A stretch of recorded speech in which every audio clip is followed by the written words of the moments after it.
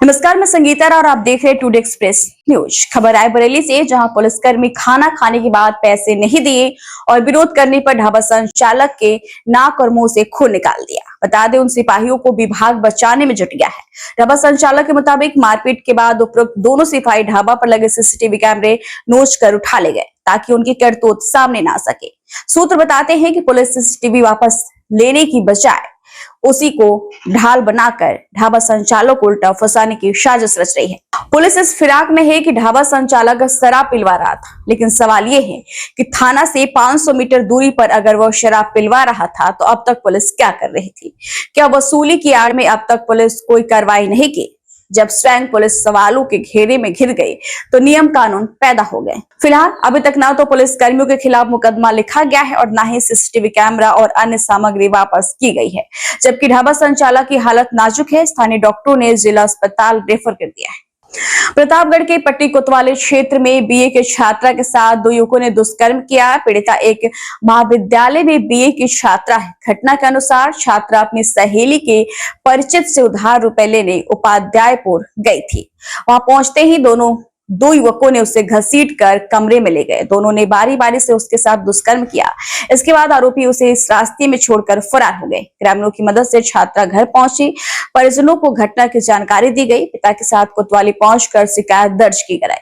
बता दें, सूचना मिलते ही अपर पुलिस अधीक्षक पूर्वी शैलेंद्र लाला पुलिस बल के साथ कोतवाली पहुंचे।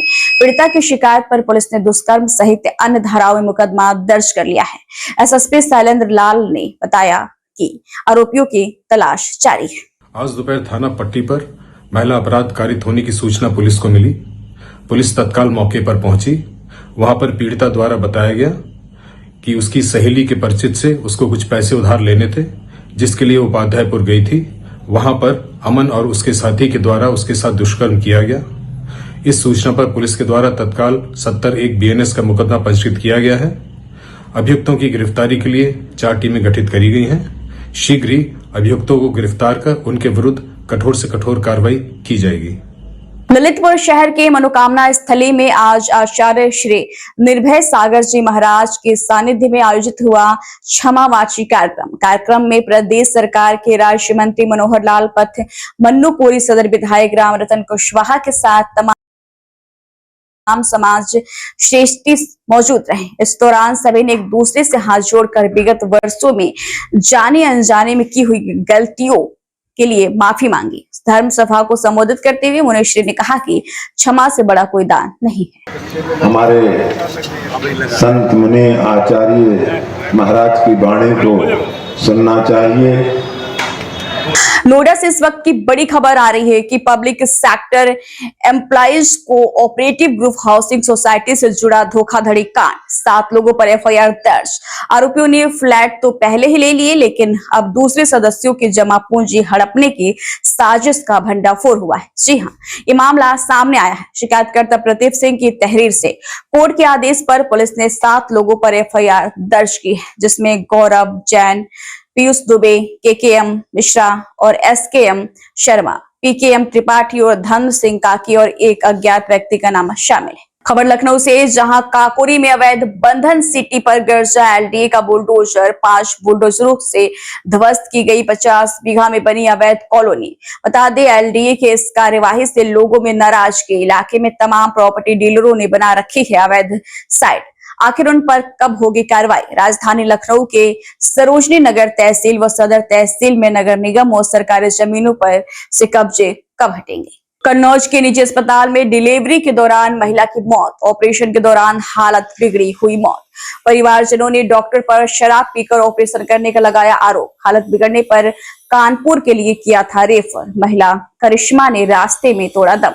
गुस्साए परिजनों ने मृतका का शव हॉस्पिटल के बाहर रखकर किया हंगामा देख अस्पताल के डॉक्टर और स्टाफ हुआ रफू शक्कर। सूचना पाकर मौके पर पहुंची पुलिस ने शव को पोस्टमार्टम के लिए भेज दिया। क्या नाम है?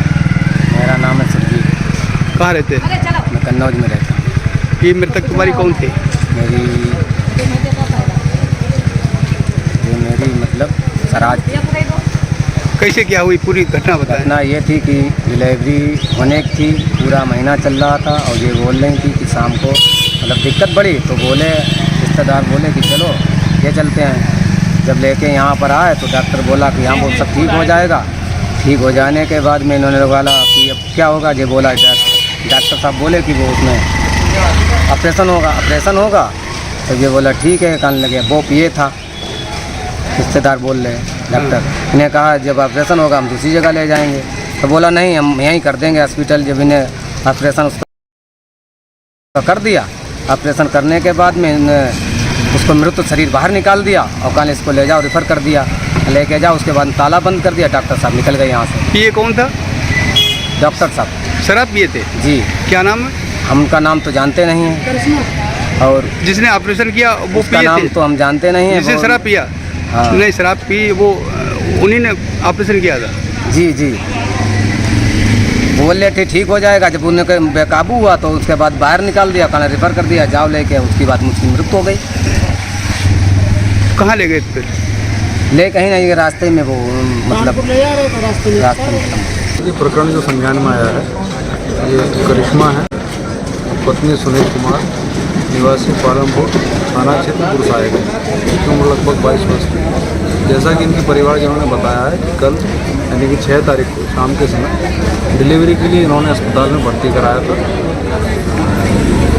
इनका उसके बाद ऑपरेशन हुआ, ऑपरेशन से बच्चा पैदा हुआ। उसके बाद इनकी तबीयत अचानक से ख़राब हो गई और डॉक्टरों ने इनको रेफ़र कर दिया अन्य जगह ले जाने के लिए। परिवारजनों को ये कहना है कि जिस समय रेफ़र कर किया गया उस समय लगभग मरणासन थी, उनकी स्थिति बहुत ख़राब थी और उनकी मृत्यु हो गई। परिवारजनों का आरोप है कि इलाज में लापरवाही की गई है। इसमें छानबीन की जा रही है।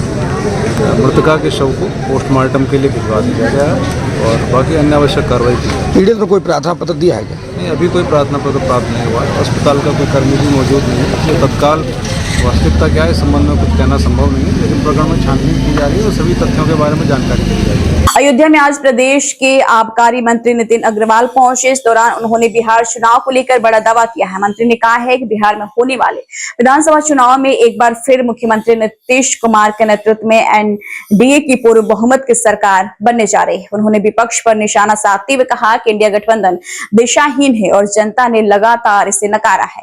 इसके बावजूद ये गठबंधन अपने नेतृत्व में बदलाव पर विचार तक नहीं कर रहा है। नितिन अग्रवाल ने पीडीए नारे पर भी प्रतिक्रिया दी। उन्होंने कहा कि पहले इसकी परिभाषा परिवारवाद, दंगावाद और आतंकवाद थी और अब जनता को भ्रमित करने के लिए नया नारा गढ़ा जा रहा है। आबकारी विभाग ना ये प्रमोट करता है, ना किसी को पीने के लिए विवश करता है। सब लोग स्वतंत्र है, सबकी अपनी अपनी अपनी हैबिट्स हैं, ईटिंग हैबिट्स हैं। आबकारी विभाग कभी भी ये नहीं कहता कि किसी को मदिरा का सेवन करना है, पहली चीज। दूसरी चीज, विभाग की सबसे बड़ी जिम्मेदारी ये है कि कोई भी अनहोनी ना हो, कोई भी अप्रिय घटना प्रदेश में ना हो, और इसका विभाग ध्यान रखता है।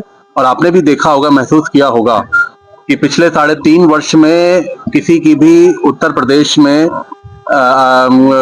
जहरीली मदिरा से या विषाक्त मदिरा से कोई भी ऐसी अप्रिय घटना नहीं हुई है।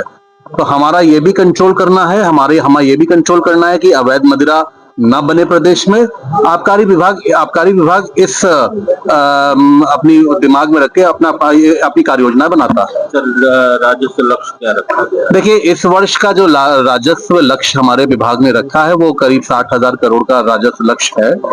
और मैं ये भी स्पष्ट करना चाहता हूं कि जो आबकारी विभाग से जो राजस्व प्रदेश सरकार को मिलता है उस धन से तमाम परियोजनाएं भी चलती है, मतलब फंडिंग होती है। और जो इंफ्रास्ट्रक्चर की परियोजनाएं हैं, जो प्रदेश के विकास की परियोजनाएं हैं, उन परियोजनाओं को चलाने में मदद होती है। तो ये जो लक्ष्य हमें निर्धारित किया है, हम लोग उस लक्ष्य को देख के आज काम कर रहे हैं। होने से कुछ फर्क आया है क्या? नहीं, निश्चित तौर पे देखिए, मैं ये नहीं कहूंगा केवल कंपोजिट दुकान। हम लोग की जो नीतियां हैं, कार्यक्रम जो चल रहे हैं, राजस्व पिछले वर्ष की तुलना में बढ़ा है। हम करीब 10% की वृद्धि के साथ हम अपने राजस्व को लगातार बढ़ा रहे हैं। और पारदर्शिता, अकाउंटेबिलिटी, इनको लेते हुए हम लोग विभाग में काम कर रहे हैं। और निश्चित तौर पर ये एक बड़ा कारण है जिससे हम लोगों की वृद्धि आबकारी राजस्व में हुई है। मानते आप हैं कि जो है जिससे बिहार का भविष्य जो है केवल इंडिया सरकार से ज्यादा वंचित है? देखिए, बिहार की जनता ने पिछले 3-4 चुनाव में भारतीय जनता पार्टी के पक्ष में मतदान किया है और बिहार की जनता ने आरजेडी के शासन को भी देखा है कि कैसे खुलेआम अपहरण हो जाते थे, कैसे खुलेआम गुंडागर्दी होती थी, कैसे खुलेआम व्यापारी, महिलाएं, किसान सबका शोषण होता था। आज मैं ये स्पष्ट कह सकता हूं कि आदरणीय मोदी जी के नेतृत्व में बिहार में जो आगामी चुनाव होने जा रहे हैं, एनडीए की, माननीय नीतीश जी के नेतृत्व में एनडीए की वहां एक बार फिर से पूर्ण बहुमत की सरकार बनने जा रही है। इस तरह बात की जाए इंडिया गठबंधन और बंटवारे पर क्या एनडीए जो है चुनौती मानता अपने आप को? देखिए, एनडीए के सामने इंडिया गठबंधन कोई चुनौती नहीं है। पहली बात तो मैं ये स्पष्ट कर दूं, इंडिया गठबंधन के जो नेतृत्व है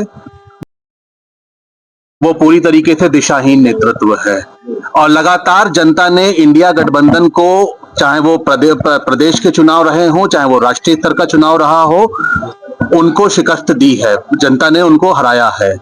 मेरे ख्याल से अभी भी उनको ये समझ में नहीं आ रहा है कि जनता उन्हें अस्वीकार कर रही है और लगातार अस्वीकारता के बाद भी इंडिया गठबंधन जिस नेतृत्व को लेकर आगे चल रहा है वही हमारी जीत है, वही एनडीए की जीत है। पीडीए को भी चुनौती मानते हैं? देखिए, जो लोग पीडीए का नारा देते हैं उन्होंने अपनी सरकार में उसकी परिभाषा दूसरी रखी थी, परिवारवाद, दंगावाद, अपराधवाद, ये उनका नारा था उनकी सरकार में। आज वो केवल पीडीए का नारा देके भोली भाली जनता को और उस वर्ग को केवल भ्रमित करने का काम कर रहे हैं।